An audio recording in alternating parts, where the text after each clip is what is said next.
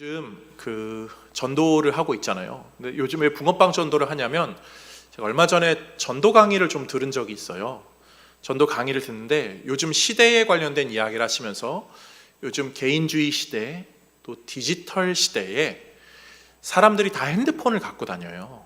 그런지라 내가 원하는 것을 알아서 찾아주는 기계를 통해서 다 보는데 누가 번잡스럽게 종이 쪼가리 내밀면서 예수 믿으세요 하면은 그걸 볼까 이 고민을 하시더라고요. 그래서 이 종이로 전도하는 게 참 귀한 일이지만 이 시대에는 좀 고민이 필요하다, 좀 맞지 않을 수 있다, 이런 이야기를 하시는데 제가 고개를 좀 끄덕였습니다. 그렇다고 전도를 안 하는 건 아니고 또 진심을, 또 우리의 마음을 전달하는 창구는 필요하다 생각하여서 시작하게 된 게 붕어빵 전도죠. 지나가는 분들에게 붕어빵, 요즘 추운데 따뜻하게 붕어빵 하나 드세요 하면은 저희가 교회, 성경, 예수, 복음 이런 표현 안 해도요, 교회 앞에서 저희끼리 이렇게 하다가 나눠드리는 거인지라 다 알아요. 모르면 한 번 더 물어봅니다. 이거 누가 하는 거예요? 왜 주는 거예요? 교회에서 저희 먹는데 따뜻하게 나눠드리려고 그냥 지나가는 분들에게 원하는 분들 드리고 있어요. 이렇게 하면 감사합니다, 받아가셔요. 안 받는 분들도 있어요. 그렇지만 받아가신 분들 중에는요 다 맛있다고 그러세요. 희한하게. 붕어빵은 딱 하나 먹는 게 제일 맛있거든요. 2개 먹으면 물려요. 근데 하나 먹는 게 맛있어서 그 다음 주가 되는데, 지금 3주차가 됐는데도요, 그 다음 주 요번 주에 어떤 일이 있었냐면 저희가 막 세팅 막 하고 있었습니다. 어떤 분이 오셔서 이렇게 기다리고 계세요. 붕어빵이요? 그래서 네. 그래서 왜요? 그러니까 지난주에 받아갔는데 너무 맛있어서 또 받아가려고 그런다고. 1번 처음에 나온 거 받아가셨는데 너무 감사하더라고요. 지나가는 분들 중에는 지난주에 받으신 분 또 받으시기도 하고, 그러면서 다른 건 몰라도 그냥 이 사회 속에서 이 교회가 소통하고 있음에 감사했고, 또 아무도 안 받아가도요 다 없어지긴 하거든요. 아무도 안 받아가는 그 시간대도 얼마나 즐거운지 몰라요. 함께 하는 성도님들이 와서 막 붕어빵 구우면서 좀 많이 부었네, 적게 부었네, 팥이 많네, 적네, 역시 슈크림이지, 반반이지, 막 저희끼리 막 이것저것 막 다 넣어보고 마음대로 합니다. 그래서 이상한 거는 아니지만 다 맛있게 잘 나와요. 그래서 근데 그 시간도 막 북적북적하면서 재밌어요. 성도의 교제가 일어나서 좋고, 또 이거 다 재료 같은 것도요, 성도님들이 다 이렇게 십시일반 해주시고 복음의 씨앗 헌물해 주시고 이러셔가지고 또 재료를 사고 이걸 꾸준히 이게 돌아갈 수 있다는 게 얼마나 감사한지 몰라요. 그리고 이렇게 전도를 하잖아요. 붕어빵을 나눠드릴 때 기도를 하거든요. 하나님, 이 어두운 세상, 이 차가운 세상에 이 붕어빵의 열기보다 더 큰 주님의 열기가 전해지게 하시고, 오병이어 같은 주님의 역사가 이 땅 가운데 복음의 역사로 나타나게 하옵소서. 저는 그렇게 기도를 하는데 얼마나 감사로 마음이 채워지는지 몰라요. 수요일 12시부터 2시까지 여러분도 함께 할 수 있습니다. 광고 같지만 근데 되게 행복해요. 근데 이 시대의 진정한 평화, 진정한 기쁨은 무엇일까? 신앙생활을 하는 성도가 할 수 있는 본질적인 좀 고민이죠. 성탄의 시즌인데요, 성탄의 시즌은 예수님 생일 축하해요, 예수님 기쁘죠? 생일 축하해요, 이게 아니잖아요. 우리가 기쁜 날이잖아요. 참 기쁨에 대한 좀 본질적인 고민이 있으면 좋겠습니다. 그런 면에서 이 생각 한번 해보셔요. 만약 지금 예수님 오시면 어떻게 될까요? 너 거기서 지금 예배 시간에 뭐 하는 거야? 빠바바방 막 이렇게 될까요? 아니죠. 예수님 오시면 그런 거로는 뭐라 안 하시겠죠. 예수님이 지금 오시면요 이미 늦었어요. 우리는 손 쓸 새가 없이 그냥 살아온 걸로, 어떻게 된 걸로, 이제까지 해온 걸로 그냥 결판 나는 거예요. 그거는 좀 너무 과격하니까 저는 약간 성경적인 표현, 세례 요한도 그러고 예수님도 말씀하셨죠. 천국이 가까웠느니라. 천국이 가까웠을 때, 아주 오기 직전 그 순간 우리는 어떻게 살아야 할까? 예수님이 내가 진실로 속히 오리라 하면, 만약에 1시간, 2시간 뒤 아니면 일주일 뒤에 오실 그 예수님을 기다리면서 우리는 오늘을 어떻게 살아야 될까, 이 고민을 안 할 수가 없죠. 그런 면에서 저는 그 고민에 대한 대답을 오늘 본문에서 좀 찾아봅니다. 오늘 본문은 예수님이 탄생하신 이야기예요. 예수님의 그 공생의 사역, 죽음과 부활, 승천의 이야기 직전에 한 30년 전에 일어났던 이 사건으로 예수님을 믿고 따르는 사람들의 모습과 그렇지 않았던 사람들의 모습이 본문 가운데 드러나는지라 예수님의 그 때를 기다리는 오늘 우리를 살아가는 성도가 어떻게 살아야 할지를 여기서 좀 배울 수 있는 것 같아요. 소망하긴 오늘 말씀을 같이 묵상하고 또 말씀을 깊이 들여다볼 때 하나님께서 우리의 마음을 만지시고 오늘을 살아가는 성도의 삶의 자세를 이끄시는 성령의 은혜를 경험하는 우리 모두가 되기를 주님의 이름으로 축복드립니다. 세 가지 내용으로 살펴봅니다. 첫 번째로요, 성도는 이 눈을 통해 하나님의 뜻을 알아야 됩니다. 우리의 시각을 통해서 하나님의 뜻을 배워가고 알아갈 수 있어요. 오늘 동방의 박사들이 예수님의 탄생을 축하하러 왔던 그 사건을 기록하면서 우리가 다 잘 아는 내용대로 동방의 박사들은 별을 보고 예루살렘까지 와서 헤롯에게 묻습니다. 우리가 유대인의 왕으로 나신 이를 찾아왔는데 어디로 가야 합니까? 헤롯은 굉장히 놀라죠. 예루살렘은 굉장히 소동하여서 이게 어떻게 된 일인지 알아보고 대제사장과 서기관들에게 막 물어봐요. 아마 대제사장과 서기관들이 이렇게 두루마리를 들고 왔겠죠. 미가서와 아마 에스겔서를 갖고 왔을 것 같아요. 보십시오. 유대 땅 베들레헴입니다. 베들레헴 에브라다야, 너는 뭐 이렇게 작지 않느냐? 막 그 본문을 보여주면서 베들레헴일 것 같습니다. 동방의 박사들은 그 소식을 듣고 베들레헴으로 가게 됩니다. 본문의 이 내용을 보는데요, 크게 대비되는 두 인물이 등장을 해요.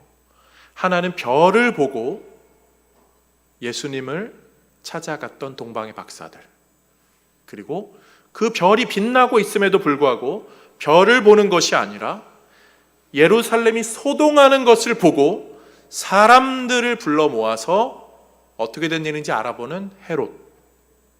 심지어 말씀을 갖고 있으면서도, 말씀이 베들레헴이라고 말하는 것을 보고 있으면서도, 말씀을 보면서도 그 뜻을 제대로 파악하지 못하는 대제사장들, 서기관들.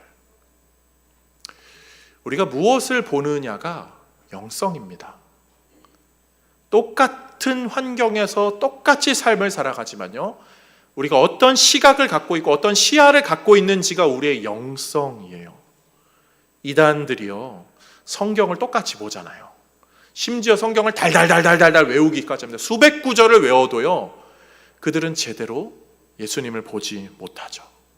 세상 사람들과 우리는 똑같은 세상을 살지만 우리는 보이지 않는 하나님을 보기 위해서 영의 눈으로 산다고 하고, 그 사람들은 보이는 것으로만 보면서 살아갑니다.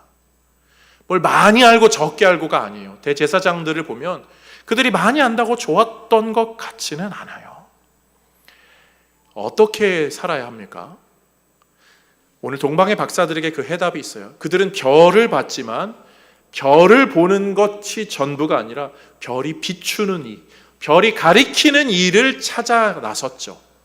똑같은 성경을 보지만 우리가 성경만 보고 지식을 쌓는 것이 아니라 성경이 누구에 대해서 말하는가. 사도행전 8장에 에디오피아 네시가 성경을 보는데 빌립이 네가 말하는 거 보는 것을 깨닫느냐? 가르쳐주는 이가 없어서 깨닫지 못한다고. 빌립이 가르쳐주고 예수를 알게 되죠. 누가복음 24장에 엠마오로 가는 제자들이 부활한 예수님을 만났음에도 불구하고 성경의 말씀을 알고 있음에도 불구하고 근심하며 가고 있다가 예수님이 그 성경의 말씀이 예수님에 관한 말씀인 걸 깨닫게 해주시자 그들의 눈이 밝아졌다 말하죠. 성경은 어쩌면 우리에게 눈이 밝아지는 것을 이야기하는 것 같아요. 창세기에도 아담과 하와를 사탄이 꾀잖아요. 이거 먹으면 눈이 밝아진다. 그래서 먹고 그들이 어떻게 됐죠? 눈이 밝아집니까? 눈이 밝아지죠. 그런데 밝아지고 어떻게 되죠? 자기들이 벗은 것 때문에 부끄러워하죠.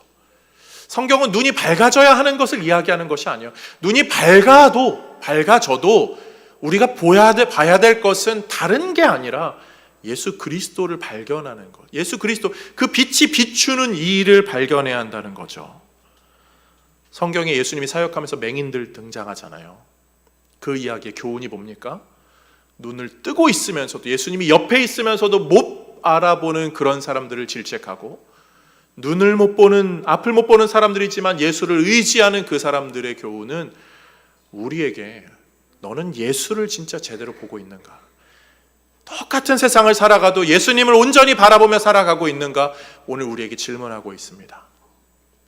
성탄의 시즌을 지나가고 있잖아요. 사람들은 여러 휘황찬란한 것, 세상의 화려한 것, 거대한 것으로 사람들을 이목을 끌고 유혹하지만 우리는 그게 아니라 참 빛이신 예수 그리스도, 그분을 바라볼 수 있는 우리 모두가 되기를 주님의 이름으로 축복드립니다.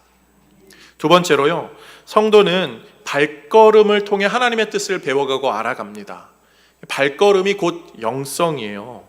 오늘 본문에 동방의 박사들이 나오죠. 동방의 박사들이 어느 나라 누구인지는 학자들의 의견이 분분합니다. 그리고 유대 문헌들을 보면요, 심지어 이 세 명의 박사들이요, 인종도 다 달랐다라고 얘기해요.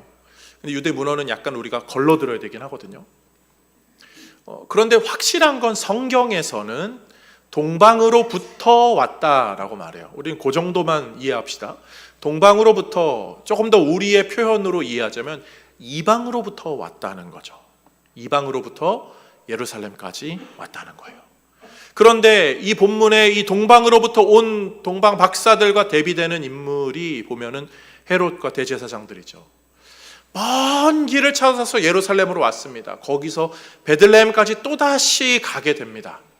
그런데 이미 예루살렘에 있으면서도 그 지근거리 되는 베들레헴까지 가지 않는 사람들이 헤롯이었고 대제사장들, 서기관들이었어요. 예루살렘에서 베들레헴까지 거리가 얼마큼 되는지 아세요? 7km 정도 되거든요. 7km 정도 되면 여기서 도원역까지가 7km입니다.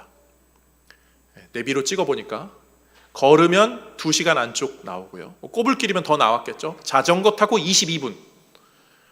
그러니까 베들레헴에서 그 일이 일어났다고 하면 헤롯과 동방의 박사들의 그 소식을 들은 대제사장들과 서기관들은요, 적어도 같이 가지는 못할지언정 군사들을 동원해 주거나 에스코트 해주거나 아니면 진짜인지 알아봐 사람을 붙여볼 수는 있죠.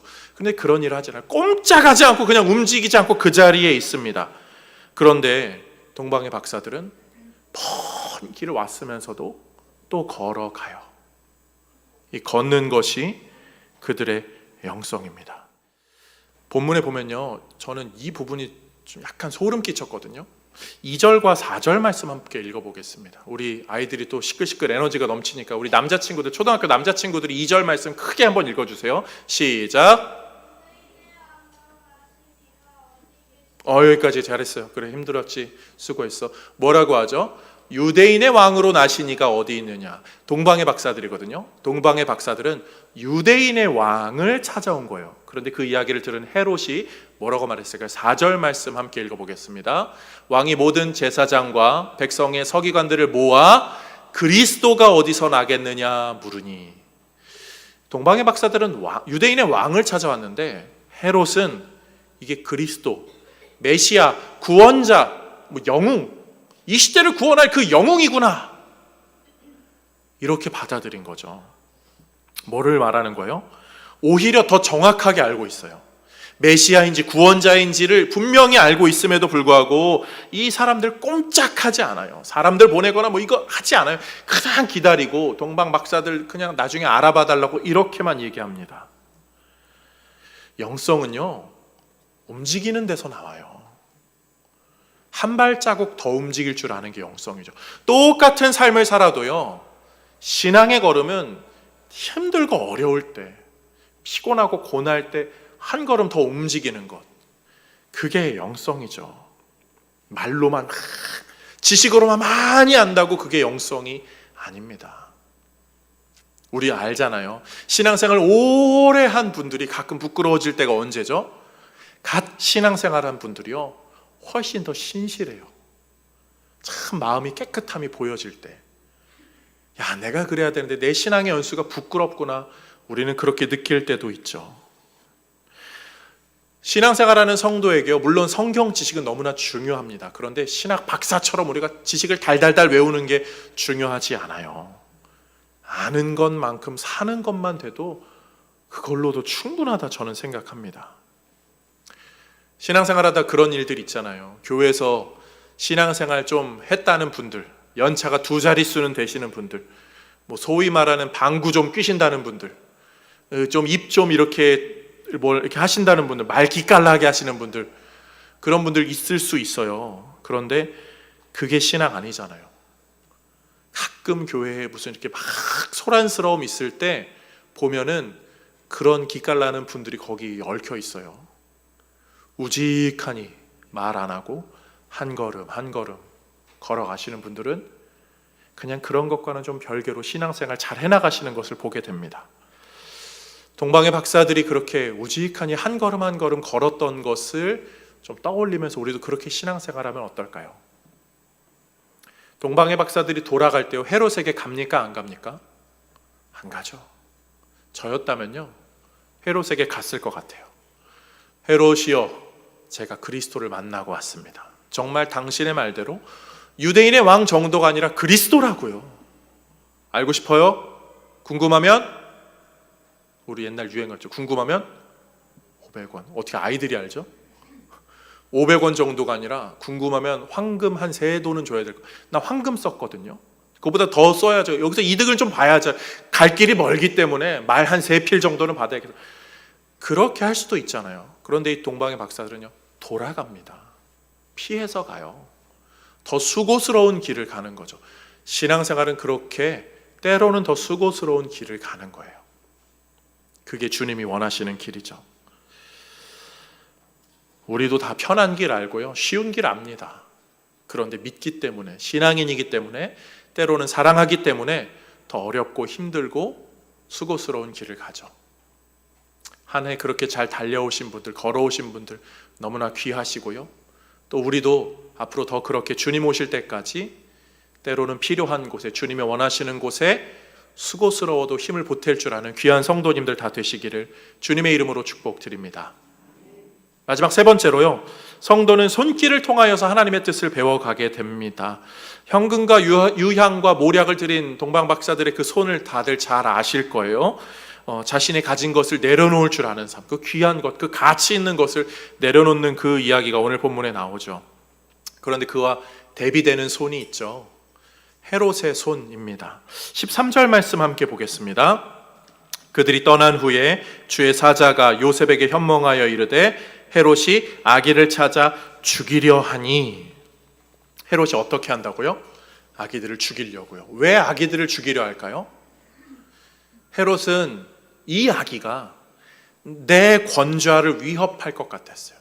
내 손에 쥐고 있는 이 권력을 뺏어갈 것만 같았어요. 그래서 이것을 더 강하게 움켜쥐기 위하여서 말도 안 되는 폭력을, 말도 안 되는 살인을 저지르죠. 내 것을 지키기 위해 남을 해치는 이 말도 안 되는 것, 이게 헤롯의 방어 기제이기는 합니다. 헤롯은 사실 이방인 에돔 사람이잖아요. 유대인의 왕으로서는 혈통적으로는 좀 떨어지는 사람입니다. 그래서 로마에 기생하는 사람이죠. 그런지라 내 권력을 더 갖기 위하여서 손을 더 강하게 움켜쥐는 사람, 그것을 위해서 수단과 방법을 가리지 않는 사람, 누군가 나에게 공격하려 하는 그런 적이가 보인다면 그것이 갓난아기라 할지라도, 힘없어 보이는 사람이라 할지라도 가차없이 쳐버리는 사람, 그것이 헤롯이었습니다. 근데 그게 우리의 모습은 혹시 아닐까요? 우리에게는 다 방어 기제가 있거든요. 우리 가장 편한 사람, 가장 가까운 사람이 때론 나에게 한마디 하면, 아니면 나보다 내가 못하다라고 생각하는 사람이 나에게 한마디 하면, 아니면 누군가 나의 가진 것을 뺏어가려고 나를 공격하는 그런 뉘앙스가 보이기만 하면 우리는 어떻게 반응하죠? 어떤 사람은 굉장히 신경질적으로, 어떤 사람은 굉장히 폭력적으로, 어떤 사람은 말도 안 되는 이상한 반응으로 자기의 방어 기제를 펼칩니다. 그게 우리의 본성이에요. 그런데 오늘 본문은요, 그런 본성에 움켜쥐는 삶이 아니라 내려놓는 삶을 우리에게 가르치고 있어요. 사람의 본성은 움켜쥐고자 하는 본성입니다. 탈무드 그런 얘기 있잖아요. 아기가 태어날 때는 세상의 모든 것을 움켜쥐고 싶어서 주먹을 쥐고 태어나지만 인생의 마지막 때는 아무것도 가지고 갈 수 없음을 알기에 힘이 빠져서 손이 다 펼쳐지고 그렇게 죽게 된다고요. 사람들은 막 가지려고 하죠. 그런데 가지는 것이 지혜로운 삶입니까? 움켜쥐는 삶은요, 움켜쥐느라 다른 사람 품지 못해요. 그런 사람은 문제 생기고 힘 빠지면 손에 있는 거 다 빠지면 아무것도 못하고 주변에 아무도 남지 않습니다. 그러나 평소에 더 나눠주고 베풀고 사랑하고 품어준 사람들은요, 어려움이 찾아올 때 주변에 사람들이 있고 그 사람들이 가진 힘과 도움으로 어려움을 헤쳐나갈 수 있죠. 예수님은 그곳을 좀 가르쳐주고 계시는 것 같아요. 저 헤롯의 강력한 권력이 아니라 갓난아기 같은 여기에, 그리고 여기에 들여질 줄 아는 이 손, 그리고 이 수고로운 발, 그리고 이것을 볼 수 있는 가치를 가진 시야를 가진 이들, 진짜 왕은 여기 있다고요. 마태복음의 핵심 주제는 누가 왕이냐는 거예요. 누가 왕이냐. 그래서 마태복음의 시작은 계보잖아요. 혈통적으로 가장 훌륭한 왕. 누가 진짜 왕입니까? 가진 것을 움켜쥐려고 하는 사람, 그래서 놓지 않는 사람이 진짜 왕입니까? 자기 권력으로 사람들을 이랬다 저랬다 하면서 그들의 발걸음을 마음대로 조종하는 사람이 진짜 왕입니까? 사람들이 꼭 알아봐야만 하는 그 높은 자리에만 앉아 있어야만 진짜 왕입니까? 오늘 복음서는 그게 아니라는 거예요. 갓난아기처럼 힘이 없어도 사람들을 부르거나 뭐 그렇게 하지 않아도 알아서 찾아오게 되는 이, 그리고 내가 움켜쥐지 않아도 하나님으로부터 경배받을 수 있도록 다 채워주시니, 저 높은 권자가 아니라 낮은 그 구유에 있을지라도 천사들이, 동물들이, 그리고 온 인류가 주목할 만한 그 소식이, 그리고 알아서 찾아오는 이들이 거기에 모여 있음을, 진짜 왕은 여기 있습니다 라고 우리에게 가르쳐 주죠. 그래서 우리는 오늘도 그 왕 대신 주님께 나와 예배하는 거예요. 세상의 방법과는 좀 다르죠. 알랑방구 끼는 것도 아니고 뭘 이렇게 드러내는 것도 아니라 그냥 겸손히 예배하고 할 수 있는 거를 좀 내려놓기도 하고, 그리고 여기에, 그래서 이 성탄의 때는 항상 참 평화라고 얘기하잖아요. 움켜쥐는 데는 평화가 없어요. 여기에 참 평화가 있는 거죠. 한 해 동안 우리의 삶을 돌아보면서 이 평화, 주님이 주시는 평화, 참 왕을 잘 따라오신 분들이 우리 주변에 얼마나 많은가 하면서 속으로 혼자 좀 울었습니다. 얼마 전에요, 1층 카페에 가니까 커피가 한 통이 딱 놓여져 있더라고요. 교역자들이 깜짝 놀랐어요. 커피 다 떨어졌는데? 누가 몰래 채워 놓으셨어요. 가끔 교역자들이 뭐 이래저래 하면서 교회에서 이렇게 뭐 먹고 마시고 하면서 싱크대에 커피잔 이렇게 놓여져 있거든요. 다음날 가면 다 깨끗하게 누가 씻어 놓으세요. 식기세척기 아닙니다. 성도님들의 손길이죠. 더우나 추우나 조금 더 일찍 오셔서 빗자루 들고 쓰레받기 하고 교회 주변 청소하시는 분들 계셔요. 늘 몸 컨디션 힘들어도 아침 7시 반쯤에 주일날 교회 와서 권사성가대 준비하시는 분들 보기도 하고요. 매주 못 나오셔도 직장 때문에 바쁘셔도 할 수만 있는 대로 이 자리 지키시는 분들이 있어요. 목사님이 야근하고 왔어요. 잠 한 점 못 자고 이제 끝나고 가서 잡니다. 그러는 분도 있고요. 몸이 아프고 힘들어도 택시 불러서 오시는 분들도 계셔요. 그분들의 눈이, 그분들의 손이, 그분들의 발이 참 왕을 따르는 길이죠. 절기 때마다 아이들 챙긴다고 간식비 챙겨주시는 분들, 그리고 다 제가 표현할 수 없어도 귀하게 삶에서 생활비 쪼개서 헌금하시는 분들, 목사의 개인적인 마음으로 헌금 안 하셨으면 좋겠어요. 그렇게 마음이 들 정도로 어려운 시대잖아요. 근데 그 귀한 섬김과 희생은요, 목사를 향한 게 아니라 주님을 향한 것임을 알기에 얼마나 귀하신가.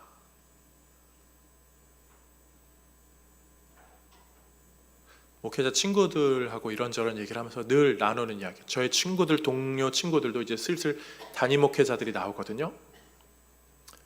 공통적으로 하는 말이 성도님들의 영성이 목회자들보다 더 뛰어나다, 더 귀하시다. 다 고개 끄덕입니다. 오늘도 그렇게 주님을 따른 우리 모든 성도님들을 제가 할 수 있는 유일한 방법이고 가장 좋은 방법인 우리 예수님의 이름으로 축복합니다. 예수님의 그 축복이, 예수님의 복됨이, 그 은혜와 평강이, 그 참 기쁨이 우리 인생 가운데 가득하기를 주님의 이름으로 축복드립니다.